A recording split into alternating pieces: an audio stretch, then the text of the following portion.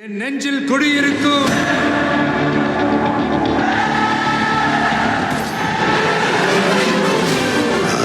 தளபதி.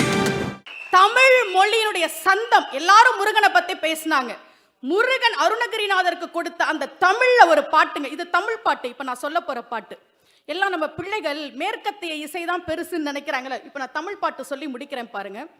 துப்பாரப்பா டற்றை மொய்க்கால் சொற்பா விளிமு குணமோகம் துற்றாயப்பி டற்றோலிற்றை சுற்றாமதன பிணித்தோயும் இப்பா வக்கா எத்தா சைப்பா டெற்றை உலகிர் பிறவாதே எத்தார் வித்தா ரத்தே கிட்டா எட்டா அருளை தரவேணும் தப்பா மற்பா டிச்சே விப்பார் தத்தாம் வினையை களைவோனே தற்காலிச்சோர் செற்றாய்மைப்போ தத்தாய் தனிகை தனிவேலா அப்பா கைப்பா லைப்போல் சொற்பா வர்க்காவதன தனிவோனே அப்பா நித்தா முத்தா சித்தா அப்பா குமர பெருமாளே அத்தா நித்தா முத்தா சித்தா அப்பா குமர பெருமாளே.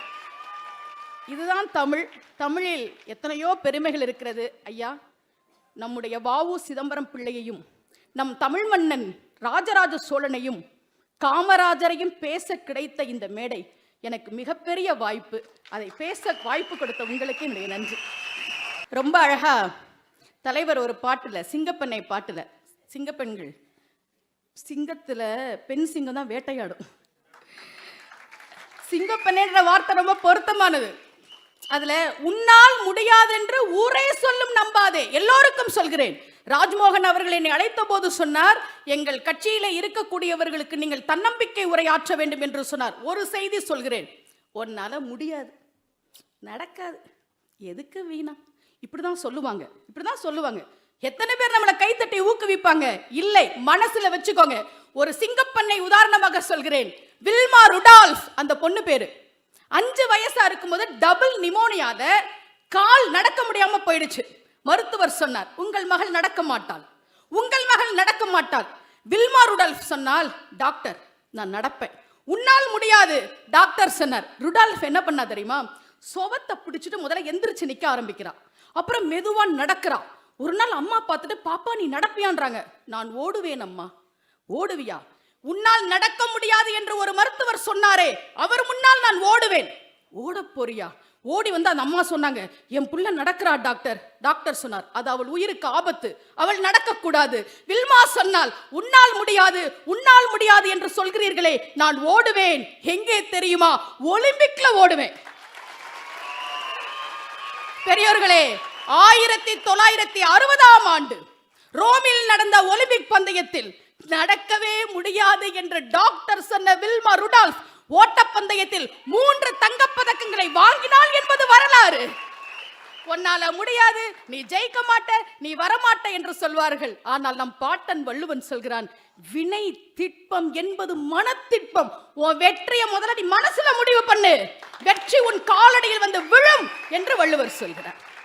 பெரியோர்களே, தமிழ் மொழியின் சிறப்பையும் தமிழர்களின் சிறப்பையும் ஒரு தன்னம்பிக்கை உரையும் பேச கிடைத்த அருமையான மேடை. தலைவரை பற்றி ஒரு செய்தி. விஜய்னா என்னங்க அர்த்தம்? ஒரு வார்த்தைக்கு முன்னால் வி என்கிற எழுத்து வந்தால் அதற்கு மேல் இன்னொன்று இல்லைன்னு அர்த்தம். என்னை போன்ற ஆன்மீகவாதிகள் நாங்கள் விநாயகருக்கு உதாரணம் சொல்வோம். நாயகன் என்றால் தலைவன், விநாயகன் என்றால் அதற்கு மேல் ஒரு தலைவன் இல்லை. ஜெய் என்றால் வெற்றி, விஜய் என்றால் அதற்கு மேல் இன்னொரு வெற்றி இல்லை என்று அர்த்தம்.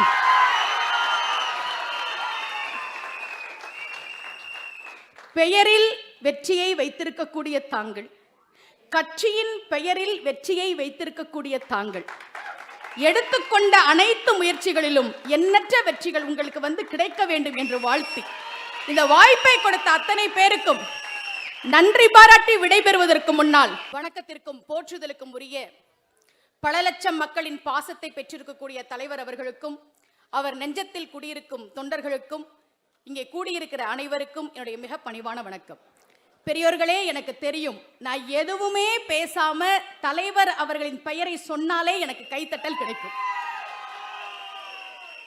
ஆனால் தமிழரங்கத்தில் மாபெரும் ஒரு மேடையில் தமிழனின் பெருமையை சொல்வதை நான் கடமையாக கொண்டு பேச ஆரம்பிக்கிறேன். தமிழ் திருக்குறள் இருக்குல்ல, முதல் குறள் கவிஞர் அறிவுமதி சொன்னார், நாமெல்லாம் தப்பு பண்ணா வீட்டில் இருக்கிற பெரியவங்க சொல்லுவாங்க, 2 அடி கொடுத்தாதான் திருந்துவேன், நாம் எல்லோரும் தவறு செய்தோம், நம்மை திருத்துவதற்காக நம் பாட்டன் வள்ளுவன் 2 அடி கொடுத்தான். அதுதான் திருக்குறள். அதிலே முதல் குறள், அகர முதல்ல எழுத்தெல்லாம் ஆதி பகவன் முதற்றே உலகு. இதுல ஒரு தப்பு இருக்கிற மாதிரி இல்ல? அகரம்தான் உலகத்தில் உள்ள எல்லா மொழிக்கும் முதல் எழுத்துங்கிறார் வள்ளுவர். இங்கிலீஷ்ல எது முதல் எழுத்து? அப்புறம் ஏன் வள்ளுவர் உலகத்தில் இருக்கிற எல்லா மொழிக்கும் அகரம்தான் முதல் எழுத்துன்னு சொன்னார்? ஏன் சொன்னார் தெரியுமா? நம் தமிழ் மொழி எப்படிப்பட்டது தெரியுமா?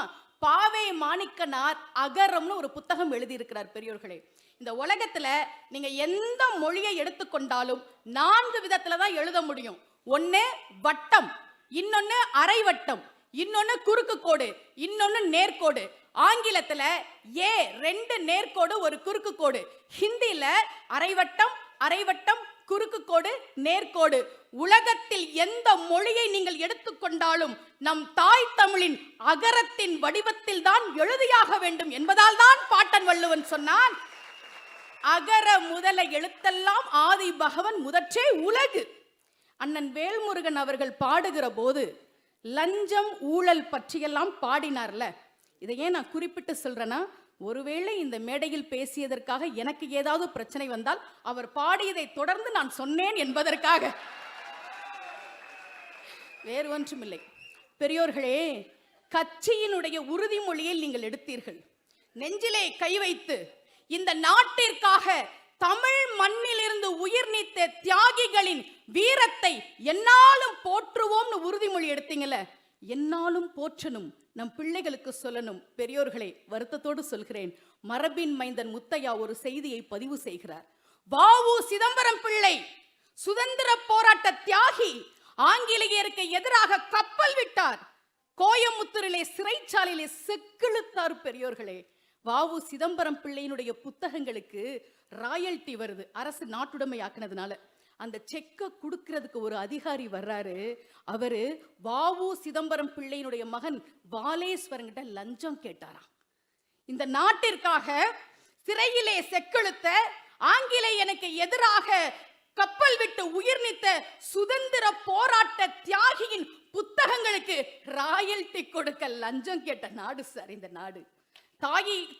தியாகிகளின் நினைவை போற்றுவோம்னு சொன்னீங்கல்ல, நாம் எல்லோரும் போற்ற வேண்டும். முக்கியமாக ராஜராஜ சோழன், தமிழ் மாமன்னன், எப்பேற்பட்ட சாதனைகளை செய்திருக்கிறான் தெரியுமா? அவனுடைய ஆட்சி நிர்வாகத்திறன் எப்பேற்பட்டது தெரியுமா? 1000 வருஷத்துக்கு முன்னாடி அவன் ஆட்சி செய்த போது அவனுடைய ஆட்சியில் பெண்கள் அதிகாரிகளாக இருந்தார்கள். அவர்களுக்கு பேர் அதிகாரிச்சிகள். எங்கேயாவது கேள்விப்பட்டிருக்கோமா? அதிகாரி கேள்விப்பட்டிருக்கிறோம். எருதூர் குஞ்சரமல்லி, அந்த அம்மாவுக்கு கீழே 180 பெண்கள் வேலை பார்த்தார்களாம். ஆட்சியில இருப்பவர்கள் எப்படி இருக்க வேண்டும் என்பதற்கு நம் தமிழர் காமராஜரைத்தான் உதாரணமாக சொல்ல வேண்டும். முதலமைச்சர் ஆகிறார் காமராஜர். பெரியோர்களே, மாபெரும் மேடை. தமிழனுடைய பெருமையை பேசுவதற்கு இது போன்ற மேடை கிடைக்காது என்பதால் பதிவு செய்கிறேன். காமராஜர் முதலமைச்சர் ஆகிறார், அமைச்சரவையை அமைக்கிறார். இரட்டைமலை சீனிவாசனுடைய பேரன் பரமேஸ்வரனை இந்து சமய அறநிலையத்துறை அமைச்சராக ஆக்குகிறார். எதிர்ப்பு தெரிவிக்கிறார்கள். எப்படி இவரை நீங்கள் இந்து சமய அறநிலையத்துறை அமைச்சராக்கலாம்? காமராஜர் சொன்னார், இவங்கெல்லாம் கோயிலுக்குள்ள போக கூடாதுன்னு வச்சிருக்கீங்கல்ல, அதற்காகத்தான் இந்து சமய அறநிலையத்துறை அமைச்சராக்கினேன். பரமேஸ்வரனையும் அவனுடைய சொந்தக்காரர்களையும் இனி எந்த கோவிலுக்கு போனாலும் பரிவட்டம் கட்டி கும்பிட்டு கூப்பிடுவீங்களே, அதற்குத்தான் அவரை இந்து சமய அறநிலையத்துறை அமைச்சராக்கினேன் என்று சொன்னவர் காமராஜர். காமராஜர் ஏங்க கருப்பா பிறந்தாரு? கருப்பு தானே காமராஜர், கருப்பு தானே. ரொம்ப அழகா அப்துல் காதர் சொன்னார், ஏன் எங்கள் காமராஜர் கருப்பாக பிறந்தார் தெரியுமா? படிப்பதற்கு வசதி இல்லாத ஏழை பிள்ளைகள் எழுதி பழகும் கரும்பலகையாக அவரே இருக்க போகிறார் என்பதால் எங்கள் காமராஜர் கருப்பாக பிறந்தார். அரங்கம் நிறைந்த கைத்தட்டல். முனைவர் சுமதிஸ்ரீ அவர்களுக்கு நன்றி. அம்மா வாங்கம்மா, தலைவர் கூப்பிடுறார்.